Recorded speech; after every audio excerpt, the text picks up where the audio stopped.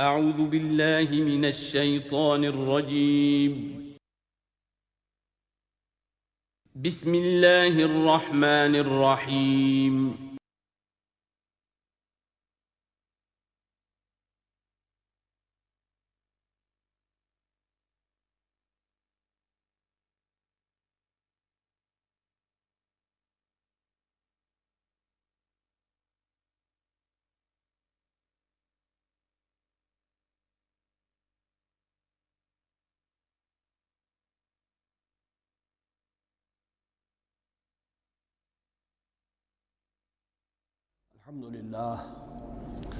الحمد للہ وکفا والصلاة والسلام علی عبادہ الذین اصطفیٰ اما بعد فاعوذ باللہ من الشیطان الرجیم بسم اللہ الرحمن الرحیم وَإِذْ قَالَ رَبُّكَ لِلْمَلَائِكَةِ إِنِّي جَاعِلٌ فِي الْأَرْضِ خَلِيفَةً قالوا وتجعل فيها من يفسد فيها ويسفك الدماء ونحن نسبح بحمدك ونقدس لك قال إني أعلم ما لا تعلمون صدق الله العظيم رب اشرح لي صدري ويسر لي أمري واحلل عقدة من لساني يفقهوا قولي۔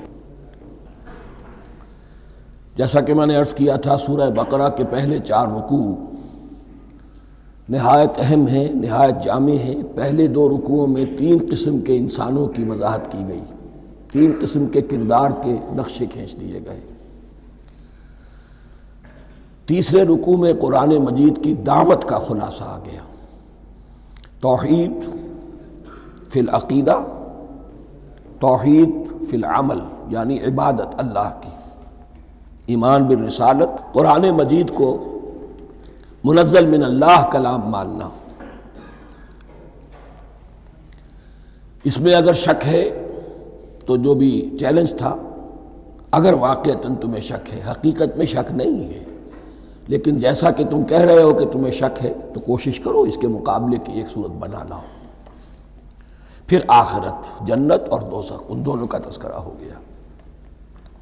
پھر ایک خاص مسئلہ جو قرآن مجید کے اسلوب پر اعتراض کی شکل میں آیا کہ اس میں مچھر جیسی حقیر شے کا بھی تذکرہ ہے، اس کی حکمت بیان کر دی گئی کہ تشبیہ اور تمثیل میں ظاہر بات ہے کہ ممثل لہو اور ممثل بہی میں مناسبت چاہیے۔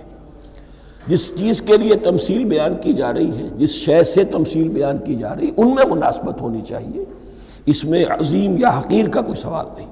پھر یہ بات کہ جن لوگوں کے دلوں میں زیغ ہے، کجی ہے، وہ اس قرآن سے بھی ان کی ضلالت میں، گمراہی میں اضافہ ہوگا۔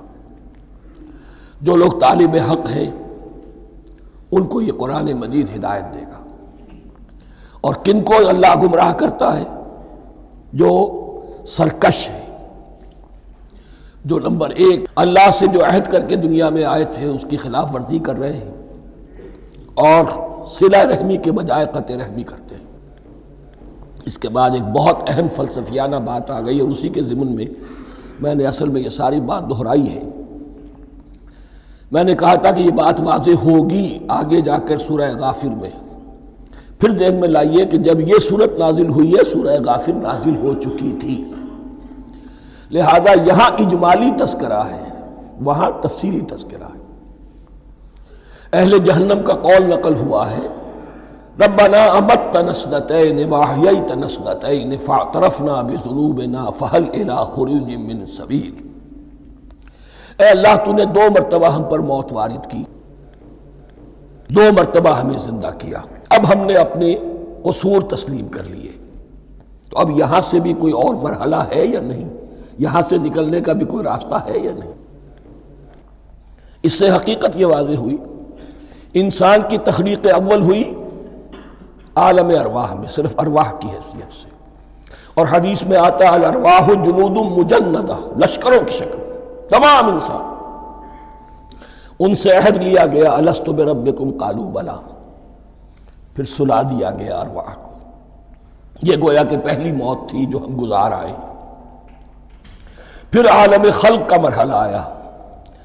عالم خلق میں یہ تناسل کے ذریعے سے رحم مادر میں جب ایک جنین تیار ہوتا ہے تو ایک حدیث ہے حضرت عبداللہ ابن مسعود سے 4 مہینے کا جب جنین ہو جاتا ہے تو اس کے بعد وہ روح لا کر اس میں پھونک دی جاتی ہے.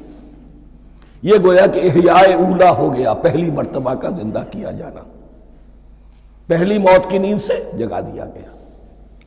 اے تازہ واردان بساط ہوائے دل، اب ہم اس دنیا میں اس جسد کے ساتھ زندہ ہوئے، اب پھر موت آئے گی، جسد یہی چلا جائے گا جہاں سے آیا تھا، روح جہاں سے آئی تھی وہاں واپس جائے گی. ثم یمیتکم ثم یحییکم ثم الیہ ترجعون، پھر تمہیں اللہ کی طرف لوٹا دیا جائے گا. یہ ہے بہت گہرا نقطہ فلسفہ دین کا. اس کے بعد مضمون شروع ہو رہا ہے خلافت کا، جس کا اجمالی جو ہے تذکرہ 3 رکوع کی آخری آیت میں آ گیا. هو الذی خلق لکم ما فی الارض جمیعا، زمین میں جو کچھ ہے اے انسانوں تمہارے لیے پیدا کیا گیا. اسی کے ساتھ جڑتا ہوا مضمون اب خلافت کا آ رہا ہے. وَإِذْ قَالَ رَبُّكَ لِلْمَلَائِكَةِ إِنِّي جَاعِلٌ فِي الْأَرْضِ خَلِيفَةً، اور یاد کرو جب کہ کہا تھا تمہارے رب نے فرشتوں سے میں بنانے والا ہوں زمین میں ایک خلیفہ. اب خلیفہ کی حقیقت کو سمجھیے. خلیفہ کسے کہتے ہیں؟ نائب. عام طور پر لوگوں کو مغالطہ ہوتا ہے کہ خلیفہ جانشین جو ہے وہ تو کسی کے موت کے بعد ہوتا ہے، زندگی میں تو نہیں ہوتا. لیکن یہاں اصل میں ہمارے لیے بہت آسان ہے. انسان کی جو اصل حقیقت ہے اس دنیا میں، اس کو سمجھنے کے لیے یوں سمجھیے کہ ہم آج سے 50 سال پہلے انگریز کے غلام تھے. ہمارا بادشاہ یا ملکہ انگلستان میں تھا یا تھی. دہلی میں وائس رائے ہوتا تھا. وائس رائے کا کام کیا ہے؟ جو حکم آیا ہے ہز میجسٹیز گورنمنٹ کا یا ہر میجسٹیز گورنمنٹ کا جو حکم آیا ہے بلا چون و چرا، بغیر کسی تغیر اور تبدل کے نافذ کرے. ہاں جہاں کوئی حکم وہاں سے نہیں ہے تو یہاں کے حالات میں بہترین اپنی رائے قائم کرے، غور و فکر کرے یہاں کی مصلحتیں کیا ہے. جو چیز بھی امپائر کی مصلحت میں ہو اس کے مطابق فیصلہ کر سکتا ہے. بین ہی یہی رشتہ ہے. اللہ ہے لیکن اللہ نے اپنے آپ کو غیب کے پردے میں چھپا لیا ہے. زمین پر انسان ہے. اب انسان کا کام یہ ہے جو ہدایت آ رہی ہے اللہ کی طرف سے اس پر تو بے چون و چرا عمل کرے. جہاں کوئی ایکسپریس ہدایت نہیں ہے، کوئی واضح ہدایت نہیں ہے، وہاں اپنے بیسٹ ججمنٹ کو ایکسرسائز کرے. اسی کا نام اجتہاد ہے. غور و فکر کرے، سوچے، اور جو بات روح دین کے زیادہ سے زیادہ مطابقت رکھنے والی ہو اس کو اختیار کر لے. بین ہی یہی رشتہ ہے در حقیقت رشتہ خلافت کہ جو اللہ اور انسان کے مابین ہے. اب یہ جو دی گئی ہے یہ حیثیت تمام انسانوں کو دی گئی ہے. پوٹینشلی ہر انسان اللہ کا خلیفہ ہے. لیکن جو اللہ کا باغی ہو جائے، جو خود حاکمیت کا مدعی ہو گیا، گویا کہ وہ باغی ہے. اب اگر شاہ جہان بادشاہ تھا، اس کا کوئی ولی عہد تھا، اور ولی عہد جو ہے صبر نہیں کر سکتا، اپنے باپ کی زندگی ہی میں بغاوت کر دیتا ہے، حکومت حاصل کرنا چاہتا ہے، تو اب وہ کیا ہے؟ واجب القتل ہے. جو لوگ بھی حاکمیت کے مدعی ہو گئے، ویسے تو حقیقت واجب القتل ہے لیکن دنیا میں مہلت دی ہے اللہ نے. یہ دارالامتحان ہے. فوراً قتل نہیں کرتا، فوراً ختم نہیں کرتا. وَلَوْلَا كَلِمَةٌ سَبَقَتْ مِنْ رَبِّكَ إِلَىٰ أَجَلٍ مُّسَمًّى لَقُضِيَ بَيْنَهُمْ، اگر یہ پہلے بات طے نہ ہو چکی ہوتی، ایک وقت معین تک کے لیے انہیں مہلت اللہ نے نہ دی ہوتی تو اللہ فیصلہ چکا دیتا. لیکن مہلت دی ہے. لیکن کم سے کم اتنی سزا ملتی ہے کہ اب وہ خلافت کے حق سے محروم کر دیے گئے. گویا کہ اب خلافت دنیا میں ہوگی خلافت المسلمین. صرف وہی شخص کہ جو اللہ کو مانے اپنا حاکم مطلق، وہ خلافت کا اہل ہے. تو یہ چند باتیں خلافت کی اصل حقیقت کے ضمن میں یہیں پر سمجھ لیجیے. وَإِذْ قَالَ رَبُّكَ لِلْمَلَائِكَةِ إِنِّي جَاعِلٌ فِي الْأَرْضِ خَلِيفَةً قَالُوا أَتَجْعَلُ فِيهَا مَن يُفْسِدُ فِيهَا وَيَسْفِكُ الدِّمَاءَ وَنَحْنُ نُسَبِّحُ بِحَمْدِكَ وَنُقَدِّسُ لَكَ. اور یاد کرو جب کہ تمہارے رب نے کہا تھا فرشتوں سے کہ میں زمین میں خلیفہ بنانے والا ہوں، تو انہوں نے کہا کہ کیا تو بنائے گا اس میں جو فساد مچائے گا اس میں اور خوریزی کرے گا؟ وَنَحْنُ نُسَبِّحُ بِحَمْدِكَ وَنُقَدِّسُ لَكَ، ہم آپ کی تسبیح اور تحمید اور آپ کی تقدیس میں لگے ہوئے ہیں۔ قَالَ إِنِّي أَعْلَمُ مَا لَا تَعْلَمُونَ، فرمایا میں جانتا ہوں جو تم نہیں جانتے۔ اب یہاں سوال پیدا ہوتا ہے کہ فرشتوں کو یہ گمان کیسے ہوا، یا یہ خیال کیسے ہوا؟ دو رائے ہیں اس میں۔ ایک تو یہ کہ انسان کی تخلیق سے پہلے اس دنیا میں جنات تھے، اور انہیں بھی کچھ اللہ نے تھوڑا سا اختیار دیا تھا، اور انہوں نے یہاں فساد مچایا۔ انہی پر قیاس کرتے ہوئے فرشتوں نے سمجھا کہ انسان بھی پھر زمین میں فساد مچائے گا، خوریزی کرے گا۔ ایک دوسری اصولی بات یہ کہی گئی ہے کہ خلافت کا لفظ جب استعمال ہوا تو اس کے معنی ہے کہ کوئی نہ کوئی اختیار بھی ملے گا۔ جنات کے بارے میں خلافت کا لفظ کہیں نہیں آیا، انسان کے بارے میں آ رہا ہے۔ خلیفہ بالکل بے اختیار نہیں ہوتا، جیسا کہ میں نے عرض کیا، جہاں واضح حکم ہے تو اس کی تو تنفیذ، یہاں نہیں ہے وہاں اپنی رائے سے جتنا بھی بہتر سے بہتر سوچ سکتا ہو انسان رائے قائم کرے۔ یہ اختیار جو ہے، ظاہر بات ہے جہاں اختیار ہوگا صحیح استعمال ہونے کا بھی امکان ہے، غلط استعمال ہونے کا بھی امکان ہے۔ اختیار تو بلکہ یہ کہ آپ کا پولیٹیکل سائنس کا تو ایکزیم یہ ہے، authority turns to corrupt and absolute authority corrupts absolutely۔ تو ٹینڈنسی کرپشن کی ہوتی ہے اختیار کے اندر۔ اس بنا پر انہوں نے قیاس کیا کہ اس میں فساد ہوگا، خوریزی ہوگی۔ اللہ تعالیٰ نے فرمایا اپنی حکمتوں سے میں خود واقف ہوں، میں کیوں بنا رہا ہوں یہ میں جانتا ہوں، تم نہیں جانتے۔ وَعَلَّمَ آدَمَ الْأَسْمَاءَ كُلَّهَا، اور اللہ نے سکھا دیے آدم کو تمام کے تمام نام۔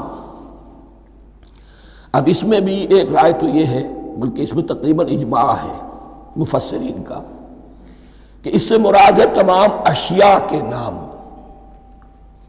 اور تمام اشیاء کے نام سے مراد ہے ان کی حقیقت کا علم۔ ہیومن نالج جو ہے، اگر آپ اس کا تجزیہ کریں گے تو وہ یہی ہے کہ انسان ایک چیز کو پہچانتا ہے، پھر اس کے لیے ایک نام رکھتا ہے یا کوئی ٹرم اس کے لیے قائم کرتا ہے۔ اس نام یا ٹرم اور اس کے حوالے سے، اصطلاح کے حوالے سے بہت سے حقائق کو اپنے ذہن کے اندر محفوظ کرتا ہے۔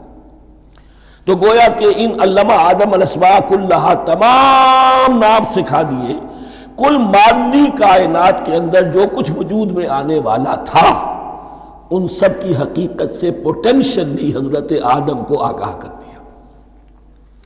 یہ پوٹینشل علم ہے، ہیومن نالج، جو ایکوائرڈ نالج ہے، جو انسان کو سم اور بصر اور اپنے اس دماغ کے کمپیوٹر کے ذریعے سے حاصل ہوتا ہے۔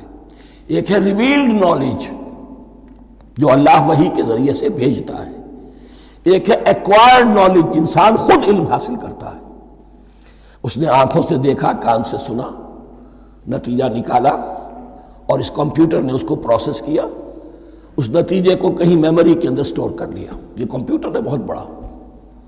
پھر کچھ اور دیکھا، کچھ اور سنا، کچھ چھو کر معلوم ہوا، کچھ چکھ کر معلوم ہوا، کچھ سونگھ کر معلوم ہوا، کوئی اور نتیجہ نکلا، اسے وہ پاس میموری کے ساتھ اس کو ٹیلی کیا اور نتیجہ نکالا۔ اس طرح رفتہ رفتہ ان السمع والبصر والفؤاد کل اولئک کان عنہ مسئولا، یہ ایکوائرڈ نالج تین چیزوں سے انسان کو حاصل ہو رہا ہے، سماعت، بصارت اور یہ عقل، جو فائدہ اخذ کرتی ہے، جو اس کو پروسیس کرتی ہے، اس تمام جو سینس ڈیٹا اس کو مہیا ہوتا ہے سینس آرگنز کے ذریعے سے۔ یہ علم ہے جو پوٹینشلی حضرت آدم کو دے دیا گیا۔ اس کی ایکسفولیشن ہو رہی ہے، اب درجہ بدرجہ وہ علم پھیل رہا ہے، بڑھ رہا ہے، اور بڑھتے بڑھتے کہاں تک پہنچے گا ہم کچھ نہیں کہہ سکتے۔ کہاں سے کہاں پہنچ گیا انسان۔ اس نصف صدی کے اندر علم انسانی میں جو ایکسپلوژن ہوا ہے، میں اور آپ اس کا تصور تک نہیں کر سکتے۔ اکثر بڑے بڑے جو سائنسدان ہیں انہیں تصور نہیں ہے، اس لیے کہ ایک شخص اپنی لائن فزکس کے بارے میں جانتا ہے کیا کچھ ہو گیا، یا فزکس کی بھی کسی شاخ کے بارے میں جانتا ہے، باقی دوسری جو لائن ہے اسے کچھ پتہ نہیں۔ اسپیشلائزیشن کا دور ہے، لہذا جو ایکسپلوژن کہا جائے، دھماکہ ہوا ہے علم کا، اس کا کوئی اندازہ نہیں ہے ہمارے۔ اور کس تیزی کے ساتھ وہ چیز آگے بڑھ رہی ہے، کس تیزی کے ساتھ ایک چیز آج جو ایجاد ہوئی چند دنوں کے اندر اندر اس کے بعد اس کا نیا کوئی ورشن آ جاتا ہے اور یہ چیز جو ہے آبسولیٹ ہو جاتی ہے۔ کمیونیکیشن کے اندر جو انقلاب عظیم برپا ہوا ہے، تو آپ یہ سمجھیے کہ اقبال نے جو شعر کبھی کہا تھا کہ عروج آدم خاکی سے انجم سہمے جاتے ہیں کہ یہ ٹوٹا ہوا تارا مہ کامل نہ بن جائے، اور یہ مہ کامل بنے گا کب؟ جب دجال کی شکل اختیار کرے گا۔ دجال کون ہوگا؟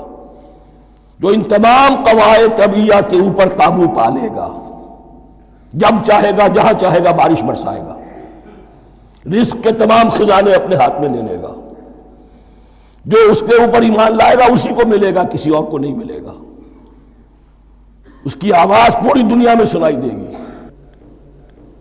وہ چند دنوں کے اندر پوری دنیا کا چکر لگا لے گا۔ یہ ساری چیزیں جو حدیث میں دجال کے بارے میں آئی ہیں وہ اسی علم آدم ایکوائرڈ نالج کے اس حد کو پہنچ جانا کہ وہ ٹوٹل مسٹریز نیچر کی جو ہے وہ اس پر منکشف ہو جائے اور ان قواعد طبیعہ کو وہ ہارنس کر لے، قابو میں لے آئے اور انہیں استعمال کرے۔ کبھی جب ہمارے کسی بہت 200-300ویں کوئی پیڑھی میں کوئی ہمارے جد امجد ہوں گے جنہوں نے کوئی چٹان دیکھی کہ گری، پتھر پر پتھر ٹکرایا تو آگ اس میں سے شعلہ نکلا، اس کا یہ مشاہدہ کافی ہو گیا آگ پیدا کرنے کے لیے۔ پتھروں کو ٹکراؤ آگ پیدا کر لو، یہ اس دور کی سب سے بڑی ایجاد تھی، آگ، انرجی۔ اب وہ انرجی کہاں سے کہاں پہنچی، وہ آگ نے بھاپ کی شکل اختیار کی، پھر ہم نے بجلی ایجاد کی، اور کب کیا ہے ایٹمک انرجی ہے اور نہ معلوم کیا کیا ہے، واللہ اعلم۔ ان تمام چیزوں کا تعلق ہے خلافت ارضی کے ساتھ، لہذا فرشتوں کو جو بتایا گیا وہ یہ ہے کہ آدم کو علم بھی دیا جا رہا ہے، صرف اختیار ہی نہیں دیا جا رہا، علم دیا جا رہا ہے۔ وَعَلَّمَ آدَمَ الْأَسْمَاءَ كُلَّهَا ثُمَّ عَرَضَهُمْ عَلَى الْمَلَائِكَةِ، پھر ان تمام اشیاء کو پیش کیا فرشتوں کے سامنے۔ فَقَالَ أَنبِئُونِي بِأَسْمَاءِ هَؤُلَاءِ، اور فرمایا کہ مجھے بتاؤ ان چیزوں کے نام، ان کنتم صادقین، اگر تم سچے ہو۔ قالوا سبحانک لا علم لنا الا ما علمتنا، انہوں نے کہا پروردگار تو پاک ہے ہر نقص سے، ہر عیب سے، ہر ضعف سے، ہر احتیاج سے، مبرہ ہے، منزہ ہے، اعلیٰ ہے، عرفہ ہے۔ لا علم لنا الا ما علمتنا، ہمیں کوئی علم حاصل نہیں سوائے اس کے جو تو نے ہمیں سکھا دیا ہے۔ اس کی تعبیر یہی بہتر معلوم ہوتی ہے کہ ملائکہ کی حیثیت در حقیقت اس کائناتی جو حکومت ہے اللہ کی، آفاقی حکومت،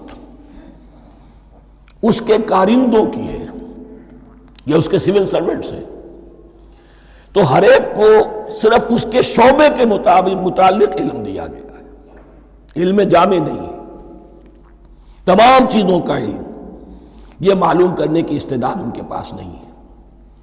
کوئی فرشتہ فرض کیجئے بارش کے اوپر مامور ہے، کوئی پہاڑوں پر مامور ہے، جس کا ذکر سیرت میں آتا ہے کہ جب طائف میں حضور پر پتھراؤ ہوا ہے تو اس کے بعد ایک فرشتہ حاضر ہوا ہے کہ میں ملک الجبال ہوں، اللہ نے مجھے پہاڑوں پر مامور کیا ہوا ہے، آپ اگر فرمائیں تو جن لوگوں نے آپ کو ستایا ہے، یہ جو طائف جن دو پہاڑوں کے درمیان یہ وادی ہے، ان کو آپس میں ٹکرا دو کہ یہ پس کر اور سرما بن جائے۔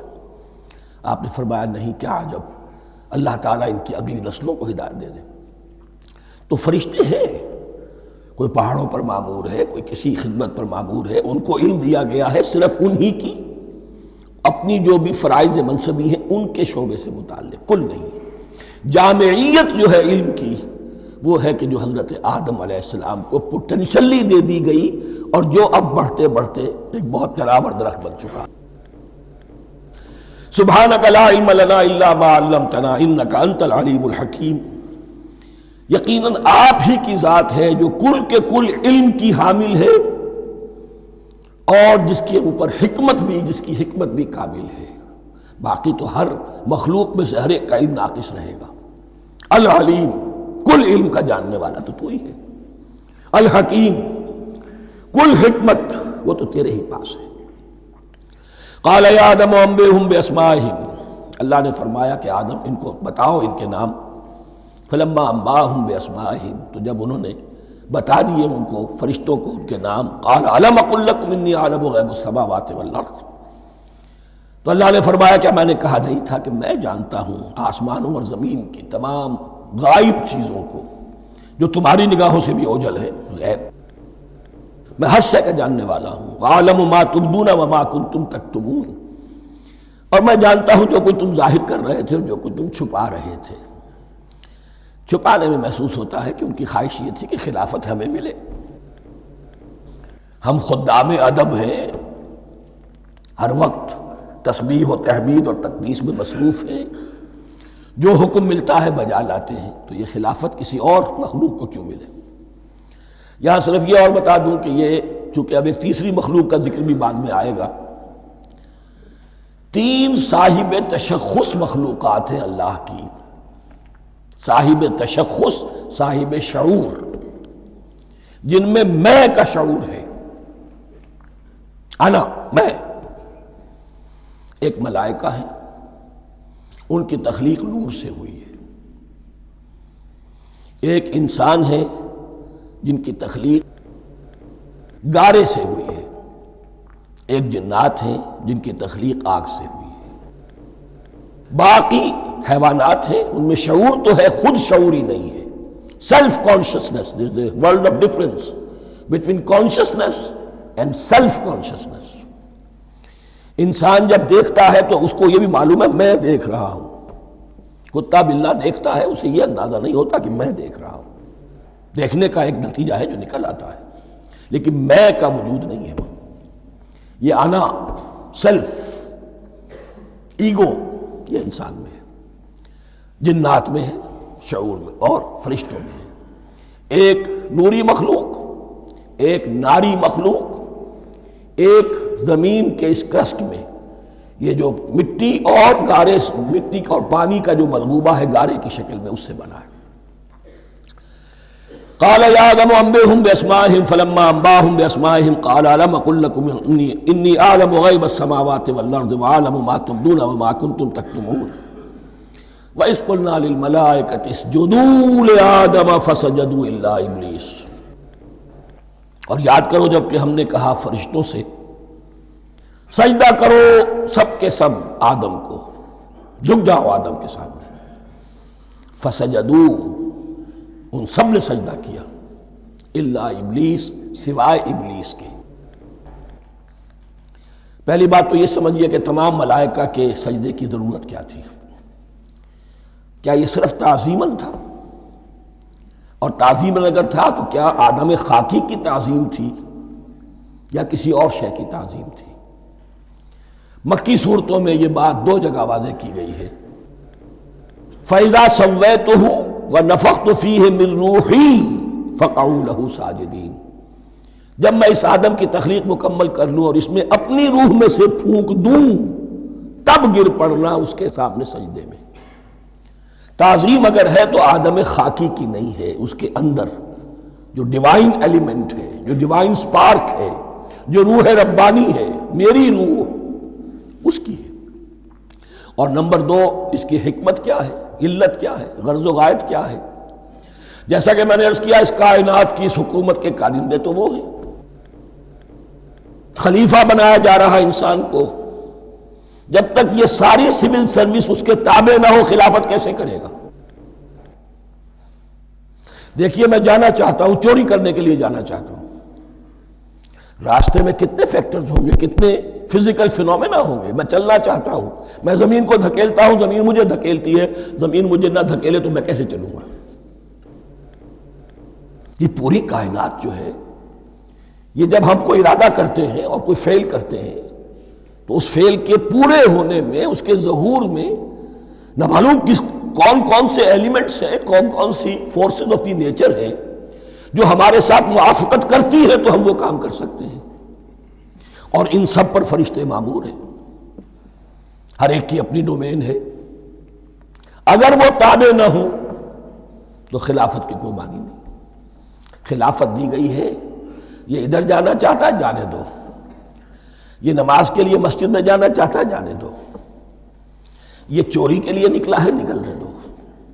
اس لیے کہ اس کو جو اختیار دیا گیا ہے، اس کے اختیار کے استعمال میں یہ تمام جو قوتیں ہیں وہ اس کے ساتھ موافقت کرتی ہیں، تب اس کا کوئی ارادہ وہ اچھا ہو یا برا وہ پایہ تکمیل کو پہنچ سکتا ہے۔ یہ گویا کہ سبارڈینیشن اس کے لیے سمبل کہ تمام فرشتوں کو جھکا دیا گیا۔ البتہ اس آیت میں ایک مغالطہ پیدا ہوتا ہے، الا ابلیس، سوائے ابلیس کے۔ مغالطہ یہ پیدا ہوتا ہے کہ شاید وہ بھی فرشتہ تھا، اس لیے کہ حکم تو فرشتوں کو دیا گیا تھا۔ پھر نوٹ کیجئے اس سے پہلے، بہت پہلے سورہ کہف نازل ہو چکی ہے، اور سورہ کہف میں فرما دیا گیا ہے کان من الجن ففسق عن امر ربی، وہ جن تھا پس اس نے سرکشی کی اپنے رب کے حکم سے۔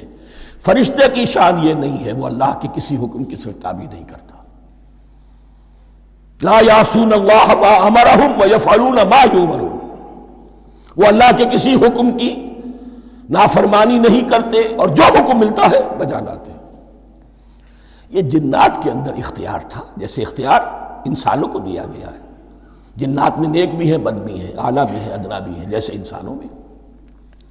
لیکن یہ عزازیل جو جن تھا، علم اور عبادت دونوں کے اعتبار سے بہت بلند ہو گیا تھا، اور یہ فرشتوں کا یوں سمجھیے کہ ہم نشین، فرشتوں کے ساتھ اس طور سے شامل، جیسے بہت سے انسان بھی اگر اپنی بندگی میں، زہد میں، عبادت میں، نیکی میں ترقی کریں تو ان کا ملائے اعلیٰ کے ساتھ، عالم ارواح کے ساتھ، عالم ملائکہ کے ساتھ ایک رابطہ قائم ہوتا ہے۔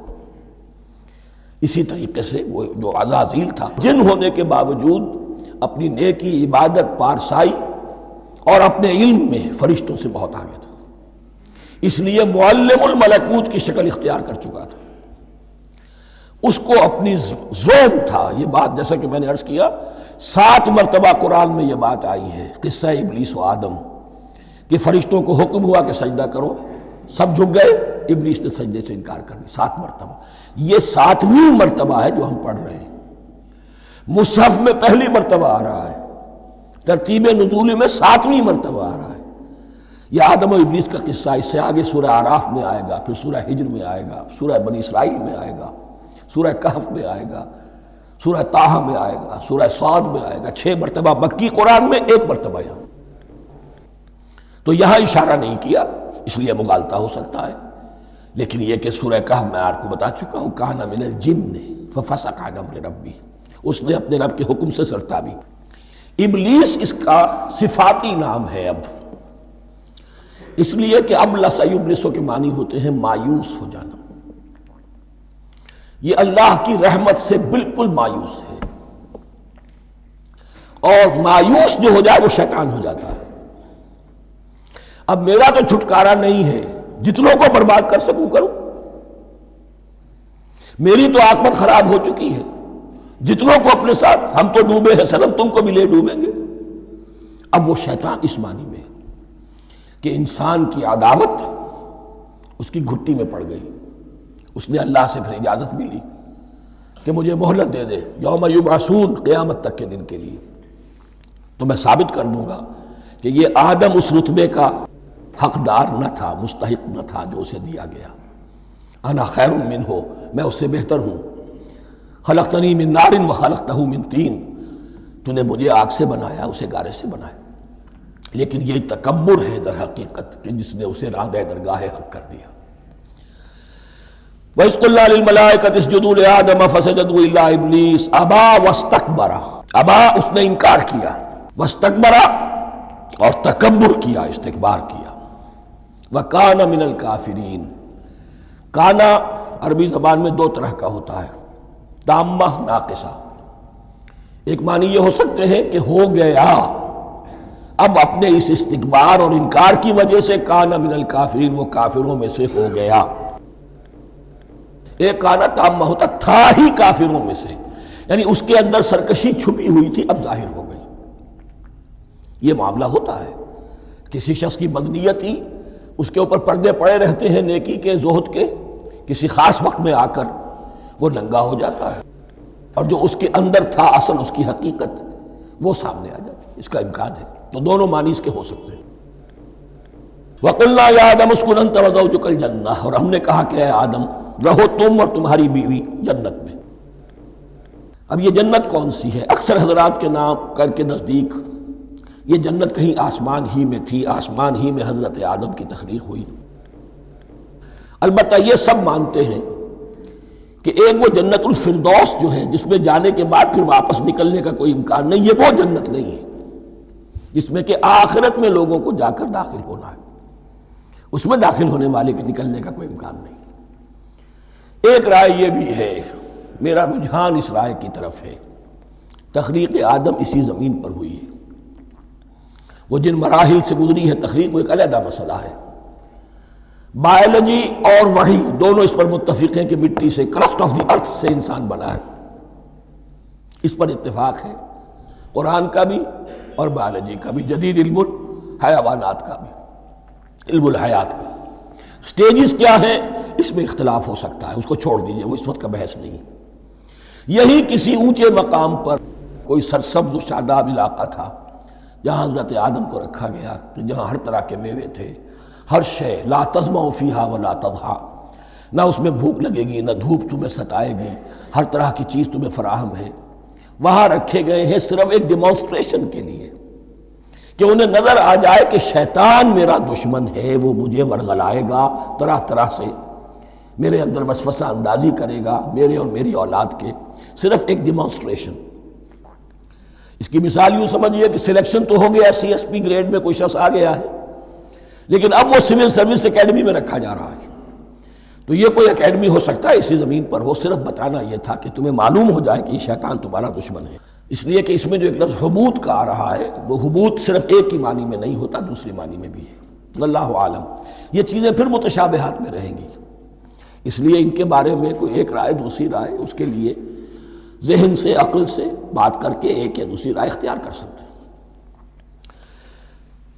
وَقُلْنَا يَا آدَمُ اسْكُنْ أَنْتَ وَزَوْجُكَ الْجَنَّةَ، اور ہم نے کہا کہ رہو اے آدم، تم بھی اور تمہاری بیوی بھی باغ میں، اس باغ میں، الجنہ، اس باغ میں، گویا کہ اشارہ کیا جا رہا۔ وَكُلَا مِنْهَا رَغَدًا حَيْثُ شِئْتُمْ، اور کھاؤ اس میں سے با فراغت جہاں سے چاہو، ہر طرح کا پھل ہے کھاؤ۔ وَلَا تَقْرَبَا هَٰذِهِ الشَّجَرَةَ، یہاں پہ اس درخت کا نام نہیں دیا گیا، اشارہ، اس درخت کے قریب مت جانا۔ فَتَكُونَا مِنَ الظَّالِمِينَ، تو تم ظالموں میں سے ہو جاؤ گے، تم حد سے گزرنے والوں میں سے ہو جاؤ گے۔ اب اس کی بھی حکمت سمجھیے کہ چونکہ ڈیمانسٹریشن کرانی ہے کہ تمہیں کسی چیز سے، ہزار چیزیں مباح ہیں دنیا میں، چند چیزیں پینے کی حرام ہیں، اب تم اگر ان ہزار مباح چیزوں کو چھوڑ کر حرام چیز کو پیتے ہو تو یہ تمہارا اختیار ہوا، جبکہ اللہ تعالیٰ نے مباحات کا دائرہ بہت وسیع رکھا ہے۔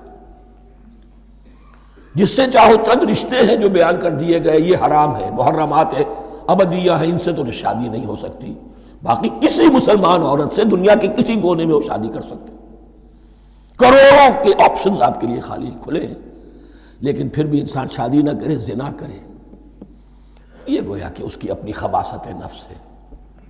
ایک نہیں، دو دو، تین تین، چار چار تک شادی کرو، اجازت ہے تمہیں۔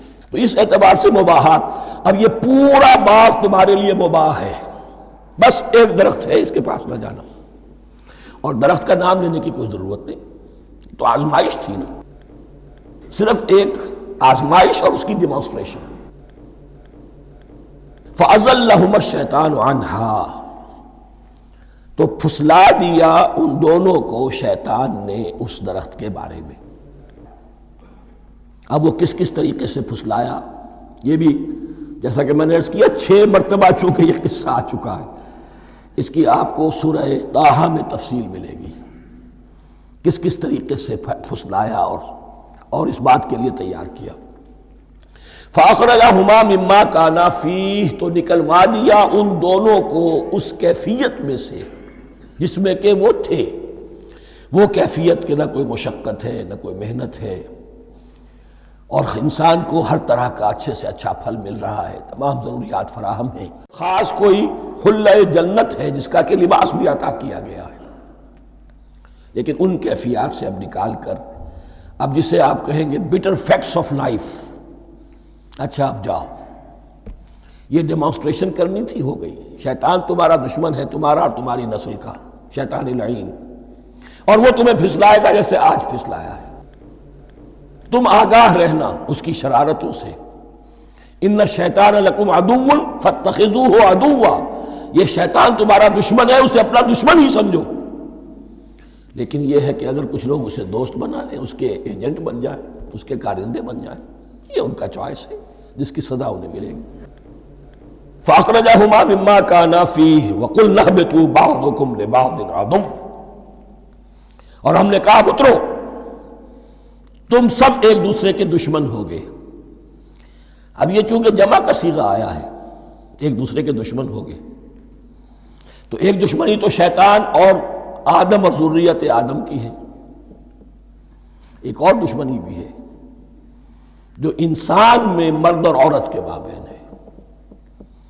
عورت بھی پھسلاتی ہے، غلط راستے پر ڈالتی ہے، مرد عورتوں کو گمراہ کرتے ہیں، عورتیں مردوں کو گمراہ کرتی ہیں۔ قرآن مجید میں کہا گیا یا ایھا الذین آمنوا ان من ازواجکم واولادکم عدوا لکم فاحذروہم، اہل ایمان چوکنے رہو، چوکس رہو، تمہاری بیویوں اور اولاد میں سے تمہارے دشمن ہیں، بچ کر رہو، کیپ الرٹ، کہیں ان کی محبت تمہیں راہ حق سے منحرف نہ کر دے۔ تم ایک اچھا کام کرنا چاہتے ہو، بیوی رکاوٹ بن گئی، بیوی کو اچھا کام کرنا چاہتی، شوہر رکاوٹ بن گیا، تو یہ محبت نہیں ہے، یہ عداوت ہے۔ اس حوالے سے بعضکم لبعض عدو وَلَكُمْ فِي الْأَرْضِ مُسْتَقَرٌّ وَمَتَاعٌ إِلَىٰ حِينٍ، اور تمہارے لیے اب زمین میں مستقر ہے، جائے قیام ہے اور متاع ہے، ضرورت کی چیزیں ہیں ہم نے فراہم کر دی ہیں، إِلَىٰ حِينٍ، لیکن ایک وقت معین تک کے لیے، یہ ابدی نہیں ہے، ایک وقت آئے گا یہ بساط ہم لپیٹ دیں گے۔ یوم نطوی السماء کطی السجل للکتب، جس دن کہ ہم تمام فضاؤں کو اور تمام خلاؤں کو، تمام آسمانوں کو اس طرح لپیٹ لیں گے جیسے کتابوں کا تمار لپیٹ لیا جاتا ہے۔ ایک وقت آئے گا، یہ تخلیق الی اجل مسمى ہے، الی حین ہے۔ فتلقى آدم من ربہ کلمات فتاب علیہ، تو سیکھ لیے، حاصل کر لیے آدم نے اپنے رب سے کچھ کلمات، تو اللہ نے ان کی توبہ قبول کر لی۔ اب اس کی وضاحت سورہ اعراف میں ہے، یہ تو چونکہ پس منظر میں وہ 2/3 قرآن موجود ہے، اس کی وضاحت کیا ہے کہ حضرت آدم میں سخت پشیمانی پیدا ہوئی ہے، میں نے کیا کیا، مجھ سے خطا سرزد ہو گئی، اللہ کے حکم کی میں نے خلاف ورزی کی، لیکن ان کے پاس الفاظ نہیں تھے کن الفاظ میں اللہ سے استغفار کریں، کن الفاظ میں اللہ سے معافی چاہیں۔ اللہ کی رحمت یہ ہوئی کہ اللہ نے الفاظ انہیں خود تلقین فرما دی۔ یہ اللہ کی شان رحیمی ہے۔ اصل شے جو ہے وہ انسان کے اندر گناہ پر ندامت کا پیدا ہو جانا ہے، یہ اصل توبہ ہے۔ علامہ اقبال نے جو بڑی اپنی آغاز عنفوان شباب میں جو اشعار کہے تھے، ان میں سے ایک شعر کو سن کر پھڑک اٹھے تھے اس وقت کے اساتذہ بھی۔ موتی سمجھ کے شان کریمی نے چن لیے، قطرے جو تھے میرے عرق انفعال کے، انفعال کہتے ہیں شرمندگی کو، شرمندگی سے میری پیشانی پر جو پسینے کے قطرے نمودار ہو گئے، میرے پروردگار کو وہ اتنے عزیز ہوئے، اس نے انہیں موتی کی طرح چن لیا۔ موتی سمجھ کے شان کریمی نے چن لیے، قطرے جو تھے میرے عرق انفعال کے، تو فتلقى آدم من ربہ کلمات، ان پر پچھتاوا ہوا، ندامت ہوئی، اللہ نے انہیں الفاظ، وہ الفاظ کیا تھے وہ سورہ اعراف میں ہیں، ربنا ظلمنا انفسنا وان لم تغفر لنا وترحمنا لنکونن من الخاسرین، اے اللہ ہم نے اپنی جانوں پر ظلم کیا ہے، اور اگر تو نے ہمیں بخش نہ دیا اور رحم نہ فرمایا تو ہم تو خسارہ والوں میں ہو جائیں گے، تباہ ہو جائیں گے، برباد ہو جائیں گے۔ یہی پر فوری تقابل موجود ہے۔ غلطی ابلیس سے بھی ہوئی، حکم سے سرتابی ہوئی، لیکن اس پر ندامت نہیں ہوئی، تکبر کی بنا پر اور اکڑ گیا، انا خیر منہ۔ غلطی آدم سے بھی ہوئی، نافرمانی ہوئی، لیکن اس پر پشیمان ہوئے اور توبہ کی۔ وہ شیطنت ہے، یہ آدمیت ہے، ورنہ کوئی انسان گناہ سے اور معصیت سے مبرہ نہیں ہے۔ حضور کی ایک حدیث ہے، کل بنی آدم کلکم خطاؤون، کل بنی آدم خطاؤون وخیر الخطائین التوابون۔ آدم کے تمام اولاد، تمام انسان خطا کار ہیں، ان خطا کاروں میں بہتر وہ ہیں، اچھے وہ ہیں جو توبہ کرتے ہیں۔ تو یہاں حضرت آدم سے غلطی ہوئی، انہوں نے توبہ کی، پشیمانی ہوئی، ندامت ہوئی، اس نے کی اور اس پر جم گیا، اصرار کیا۔ فتلقى آدم من ربه کلمات فتاب علیہ انہ هو التواب الرحیم۔ یقیناً وہی تو ہے بہت توبہ کو قبول فرمانے والا اور بہت رحم فرمانے والا۔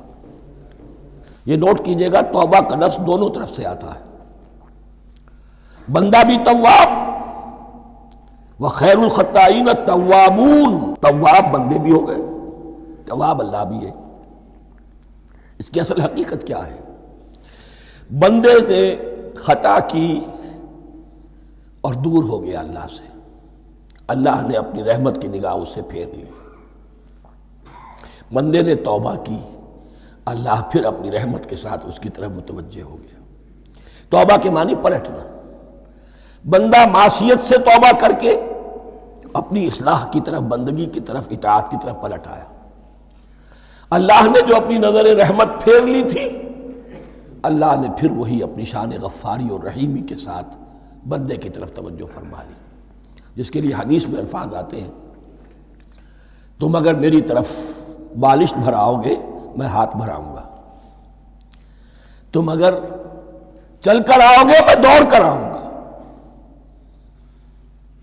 ہم تو مائل بکرم ہیں کوئی سائل ہی نہیں، راہ دکھلائیں کسے رہنم منزل ہی نہیں۔ وہ تو تواب ہے، بس فرق یہ ہے کہ تابہ بندے کے لیے ہوگا تو الہ ہوگا، تابہ الہ، انی تبت الیک، اور جب اللہ کی طرف سے ہوگا تابہ علیہ، وہ اعلیٰ ہوگا، اس پر توبہ کی، یعنی اللہ کی بلند شان ہے تو انسان توبہ کرتا ہے تو اس کی طرف توبہ کرتا ہے۔ اللہ کی شان کیا ہے؟ وہ توبہ کرتا ہے تو بندے پر اعلیٰ، فتاب علیہ انہ هو التواب الرحیم۔ قلنا اہبطوا منہا جمیعا، ہم نے کہہ دیا اتر جاؤ اس سے اب تم سب کے سب۔ فَإِمَّا يَأْتِيَنَّكُم مِّنِّي هُدًى، اب یہاں لفظ آیا اہبطوا، یہاں بھی پہلے بھی آیا ہے۔ جو حضرات یہ سمجھتے ہیں کہ تخلیق آدم آسمانوں پر ہوئی ہے اور جنت بھی وہ آسمان میں ہے جہاں رکھے گئے تھے، آزمائشی یا ٹریننگ یا ڈیمانسٹریشن والی جنت، وہ یہاں حبوط کا ترجمہ کریں گے کہ آسمان سے زمین پر اترنے کا حکم دیا گیا۔ جو لوگ سمجھتے ہیں یہی کسی بلند مقام پر تھے، وہ کہتے ہیں کہ نیچے اترو، کسی بڑی اونچی سطح مرتفع پر اگر کوئی جگہ تھی تو اب نیچے اترو اور جاؤ، اب تمہیں زمین میں ہل چلانا پڑے گا، اب روٹی حاصل کرنے کے لیے یہ جو نعمتوں کے دسترخوان یہاں بچھے ہوئے تھے یہ اب تمہارے لیے نہیں ہے۔ اس کے لیے اس معنی میں اس لفظ کا استعمال جو ہے وہ آ جائے گا آگے چل کر اسی سورہ بقرہ کے اندر، کہ اس معنی میں بھی سورہ بقرہ کے 7ویں رکوع میں یہ لفظ استعمال ہوا ہے، تو امکان اس کا بھی ہے۔ بس اس سے آگے ادھر یا ادھر کی زیادہ بحث کرنے کا یہ موقع دورہ ترجمہ قرآن میں نہیں ہے۔ قُلْ اهْبِطُوا مِنْهَا جَمِيعًا فَإِمَّا يَأْتِيَنَّكُم مِّنِّي هُدًى فَمَن تَبِعَ هُدَايَ فَلَا خَوْفٌ عَلَيْهِمْ وَلَا هُمْ يَحْزَنُونَ، تو جب بھی آئے گی تمہارے پاس میری جانب سے کوئی ہدایت، تو جو کوئی میری ہدایت کی پیروی کرے گا اس کے لیے نہ خوف ہوگا اور نہ وہ حزن سے دوچار ہوگے۔ یہ ہے علم انسانی کا دوسرا گوشہ، ریویلڈ نالج۔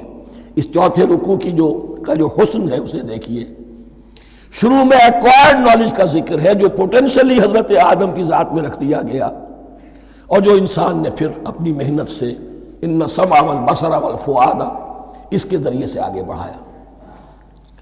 یہ علم ہے چل رہا ہے، آج مغربی اقوام ہم سے بہت آگے ہیں،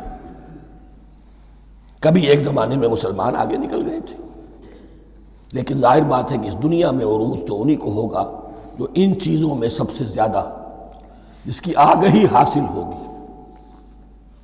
البتہ ایک علم وہ ہے جو آسمان سے نازل ہوتا ہے، یہ گیون ہے، ریویلڈ نالج ہے، یہ وحی ہے۔ فَإِمَّا يَأْتِيَنَّكُم مِّنِّي هُدًى، تمہارے مقام خلافت کا تقاضا یہ ہے جو احکام ہمارے آئے، جو ہدایات ہم بھیجیں، ان کو تو پوری طریقے سے اس کی پیروی کرو۔ فَمَن تَبِعَ ہدایہ، تو جو کوئی بھی میری ہدایت کی پیروی کرے گا، فَلَا خَوْفٌ عَلَيْهِمْ وَلَا هُمْ يَحْزَنُونَ وَالَّذِينَ كَفَرُوا، اور جو ناشکری کریں گے، کفر کریں گے، انکار کریں گے، وَكَذَّبُوا بِآيَاتِنَا، اور ہماری آیات کو جھٹلائیں گے، فَأُولَٰئِكَ أَصْحَابُ النَّارِ هُمْ فِيهَا خَالِدُونَ، تو وہ جہنمی ہوں گے، آگ والے ہوں گے، اس میں ہمیشہ ہمیشہ رہیں گے۔ یہ ہے گویا کہ چارٹر، اس نوع انسانی کو جو ابدی چارٹر اللہ نے دیا ہے، جبکہ زمین کا چارج دے دیا گیا خلیفہ کی حیثیت سے۔ یہاں یہ 4 رکوع جو ہے سورہ بقرہ کے، جو میں نے عرض کیا تھا، قرآن کی دعوت، قرآن کا بنیادی فلسفہ، اس پر یہ جام ہے، اور یہ مکی صورتوں کے مضامین کا خلاصہ۔ اب یہاں سے شروع ہو رہا ہے 5ویں رکوع سے، مسلسل 10 رکوع، مسلسل خطاب ہے بنی اسرائیل سے۔ البتہ ان میں ایک تقسیم ہے، پہلے رکوع میں دعوت ہے۔ دعوت جب ہوتی ہے تو آمادہ کرنا، تشویق، ترغیب، دل جوئی، نرمی، یہ دعوت کے اجزاء لا ينفک ہیں، اس کے بغیر دعوت مؤثر نہیں ہوتی۔ لہذا ان 7 آیات میں یہ یوں سمجھیے کہ ان 10 رکوعوں کے لیے یہ بمنزلہ فاتحہ ہے، جیسے سورہ فاتحہ 7 آیتوں کی، ایسے ہی اس دعوت سابقہ امت مسلمہ کو دعوت دی جا رہی ہے۔ تو کس طرح دی جا رہی ہے؟ یہ کون تھے؟ یہ بھی مسلمان ہی تو تھے نا، کافر تو ہو گئے حضور کا انکار کر کے، ورنہ وہ موسیٰ کے ماننے والے، شریعت ان کے پاس، بڑے بڑے علماء ان میں، علم کا چرچا ان میں، سب کچھ تھا، ان کو دعوت دی جا رہی ہے۔ لیکن میں اس لیے آپ کو چاہتا ہوں، اس کو توجہ دلا رہا ہوں، آج اگر مسلمانوں میں جو غافل ہو گئے، اپنی حقیقت کو بھول گئے، اپنے فرض منصبی سے غافل ہو گئے، دنیا کے اور قوموں کی طرح کی ایک قوم بن کر رہ گئے، اگر کوئی ایک داعی گروہ کھڑا ہو، کوئی جماعت، کوئی فرد، اور اس سے جماعت بنے، تو ظاہر بات ہے سب سے پہلے اسے اسی امت کو دعوت دینی ہوگی، اس لیے کہ دنیا تو اسلام کو پہچانے گی اس امت کے حوالے سے۔ فزیشن ہیل تھائی سیلف، پہلے یہ تو ٹھیک ہو، یہ کہیں پر صحیح اسلام کا نمونہ پیش کرے تو دنیا کو دعوت دے سکو گے، آؤ دیکھو یہ ہے اسلام۔ اس لیے ان کو جو دعوت دینے کا اسلوب ہونا چاہیے وہ عکس ہوگا اس اسلوب کا جو ان 7 آیات میں ہمارے سامنے آ رہا ہے۔ یا بنی اسرائیل اذکروا نعمتی التی انعمت علیکم، اے بنی اسرائیل، اسرائیل کو سمجھ لیجئے یہ مرکب لفظ ہے، اسر اسی سے اسیر بنا ہے، اسیر جو کسی کا قیدی ہوتا ہے، ایل عبرانی میں اللہ کے لیے ہے، اور اسرائیل کا ترجمہ ہے عبداللہ، اللہ کا غلام، اللہ کے ساتھ بندھا ہوا اس کی اطاعت کے قلاتے کے اندر۔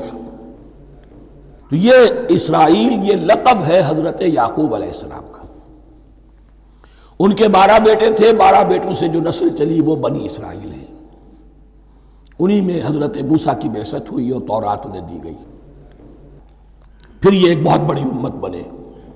ان پر 4 ادوار آ چکے تھے قرآن مجید کے نزول کے وقت، 2 مرتبہ اللہ کی رحمت کی بارشیں ہوئیں، انہیں عروج نصیب ہوا، 2 مرتبہ ان کو دنیا پرستی، شہوت پرستی، اللہ کے احکام کو پس و پیش ڈال دینے کی سزا میں عذاب کے کوڑے ان پر برسے۔ اس کا ذکر آئے گا سورہ بنی اسرائیل کے پہلے رکوع میں۔ اس وقت جب کہ قرآن نازل ہو رہا ہے، اس وقت وہ اپنے اس زوال کے دور میں تھے۔ حال یہ تھا کہ حضور صلی اللہ علیہ وسلم کی بعثت سے پہلے ہی 2nd ٹیمپل بھی شہید کیا جا چکا تھا، گرایا جا چکا تھا۔ حضرت سلیمان نے جو بنایا تھا ہیکل سلیمانی، جس کو یہ فرسٹ ٹیمپل کہتے ہیں، اسے نیبوکڈنیزر نے گرا دیا تھا حضرت مسیح سے بھی کئی 100 سال پہلے۔ لیکن اس کے بعد پھر یہ رومنز نے سن 70 عیسوی میں حضور کی ولادت سے 500 برس پہلے ان کا یہ یروشلم تباہ و برباد ہوا، اس میں لوگوں کو قتل کیا گیا، قتل عام ہوا، اور سیکنڈ ٹیمپل جو ہے وہ بھی گرا دیا گیا، جو اب تک گرا پڑا ہوا ہے۔ صرف ایک ویلنگ وال ہے جس کے پاس جا کر یہودی جو ہے ماتم کر لیتے ہیں، روتے ہیں، اور اب وہ بنانے پر تلے ہوئے ہیں اپنا تھرڈ ٹیمپل، اس کے نقشے بن چکے ہیں، بلو پرنٹ بن چکے ہیں۔ لیکن بہرحال جس وقت قرآن نازل ہو رہا تھا یہ بہت ہی پستی میں تھے۔ اس کے بارے میں فرمایا، اے بنی اسرائیل ذرا یاد کرو میرے اس انعام کو جو تم پر ہوا۔ وہ انعام کیا ہے؟ میں نے تمہیں اپنی کتاب دی، نبوت سے سرفراز فرمایا، اپنی شریعت تمہیں عطا فرمائی، تمہیں تمہارے اندر داؤد اور سلیمان جیسے بادشاہ اٹھائے جو بادشاہ بھی تھے، نبی بھی تھے۔ وَأَوْفُوا بِعَهْدِي، اور میرے وعدے کو پورا کرو تاکہ میں بھی اپنے وعدے کو پورا کروں۔ یہ وعدہ ہے جو کتاب استثناء جو ہے اولڈ ٹیسٹمنٹ کی، ڈیوٹرانومی، اس کے 18ویں باب کی آیت نمبر 18 اور 19 میں ہے۔ حضرت موسیٰ سے خطاب کر کے اس میں اللہ نے یہ الفاظ فرمائے، میں ان کے بھائیوں میں سے تیرے مانند ایک نبی برپا کروں گا اور اس کے منہ میں اپنا کلام ڈالوں گا، اور وہ وہی کچھ بتائے گا جو میں اس سے کہوں گا۔ یہ گویا کہ حضرت موسیٰ علیہ السلام کی امت کو بتایا جا رہا تھا کہ نبی آخر الزماں آئیں گے اور تمہیں انہیں قبول کرنا ہے۔ قرآن مجید میں اس کا بڑا تفصیلی ذکر سورہ اعراف میں آئے گا انشاءاللہ، لیکن یہاں فرمایا اوفوا بعہدی اوف بعہدکم، تم میرا عہد پورا کرو، میرے اس نبی کو تسلیم کرو، اس پر ایمان لاؤ، اس پر کی صدا پر لبیک کہو، تو میں تمہیں میرے انعام و اکرام اور بڑھتے چلے جائیں گے۔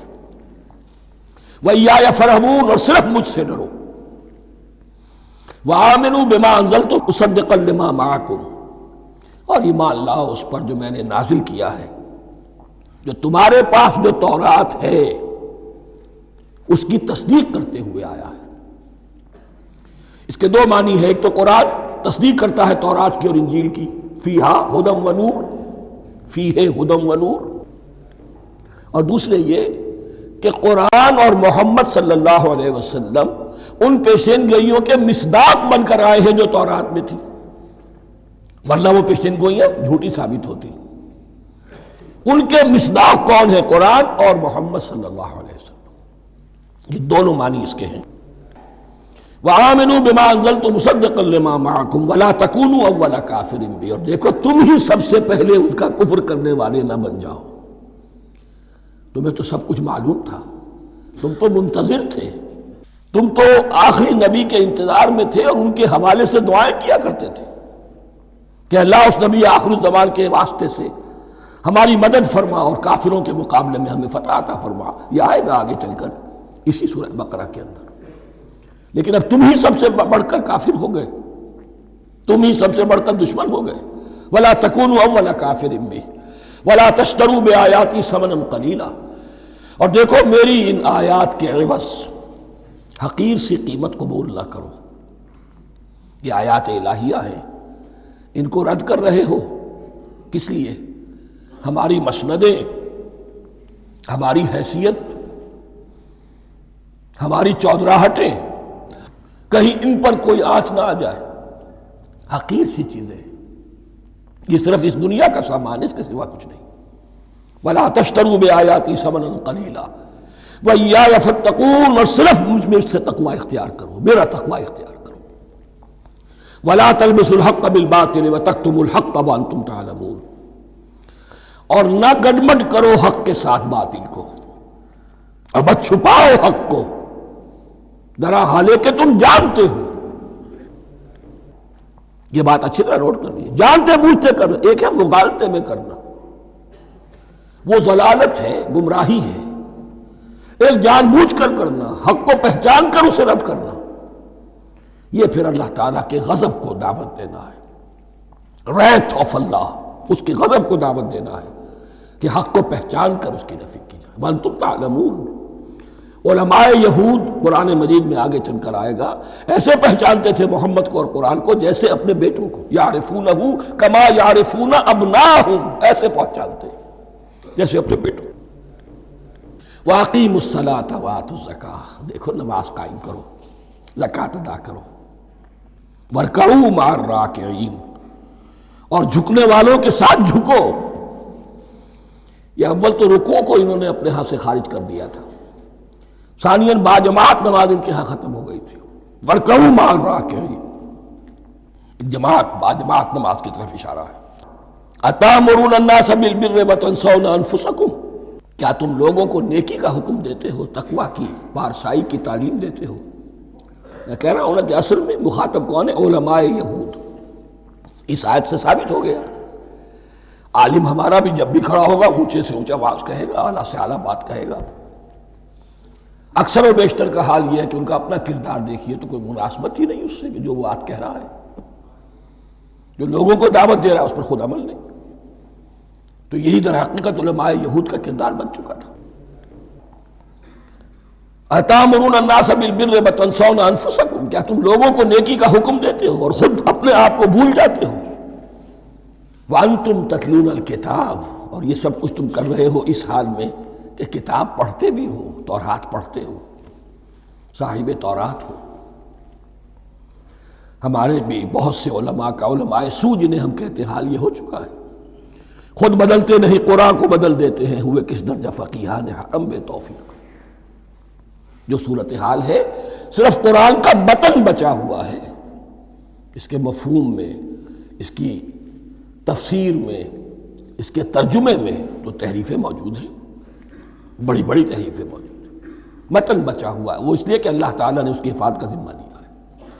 وَاسْتَعِینُوا بِالصَّبْرِ وَالصَّلَاةِ، اور مدد حاصل کرو دو چیزوں سے، صبر اور نماز۔ یہ صبر کا لفظ یہاں پر بہت قیمتی ہے، بہت بامانی ہے۔ علماء سو کیوں وجود میں آتے ہیں؟ جب وہ دنیا کے کتے بن جائیں گے تو وہ دین کو بدنام کرنے والے ہوں گے۔ بظاہر دینی مناسب ہیں لیکن اصل میں ان کے پردے میں دنیا داری کی جا رہی ہے، صبر نہیں۔ بس صبر کے ساتھ اور نماز کے ساتھ، اس لیے کہ آپ صحیح راستے پر آئیں گے۔ اگر کوئی عالم دین لوگوں پر تنقید کرے گا، لولا ینہاہم الربانیون والاحبار، کیوں نہیں روکتے ان کے علماء اور ان کے اولیاء اور صوفیاء ان کو حرام کھانے سے اور جھوٹ بولنے سے؟